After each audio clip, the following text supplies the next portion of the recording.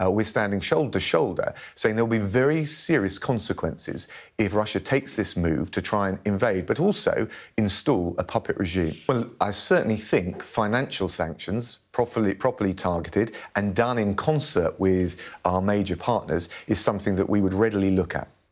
I think it's extremely unlikely that we would do that. But what we have said is that we are already willing and engaged in training programs to support the Ukrainians defending themselves. That's absolutely right, for defensive purposes.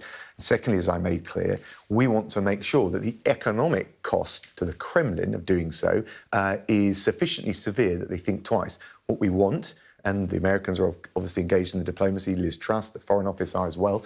We want Putin to step back and realise how damaging this would be for him, let alone for Ukraine and the international community. OK. The two things that the Kremlin care about are, would they get locked into a quagmire in Ukraine? I think there's a very serious risk of that. But also, will they suffer an economic price? And of course, things like Nord Stream 2 and what the Europeans are willing to do on that is going to be critically important. Nord Stream is... Absolutely. That's what we ask them so many times. Our pipelines allows as much of the gas to come as they want, even more. So there is no particular need. And we understand that each and every nation in NATO, in Europe, can do their part.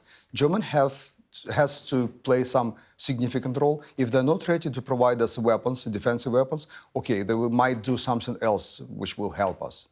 We will still go to NATO and European Union. This is for NATO and EU to decide whether they were becoming a part of the family. But that's what we wanted to do. And that's why we actually suffered all these years. Not because we are different. We've been living with Russians for centuries. That's because we decided to take another model of our development, which is European, Western, democratic, whatever the words we will use to describe it.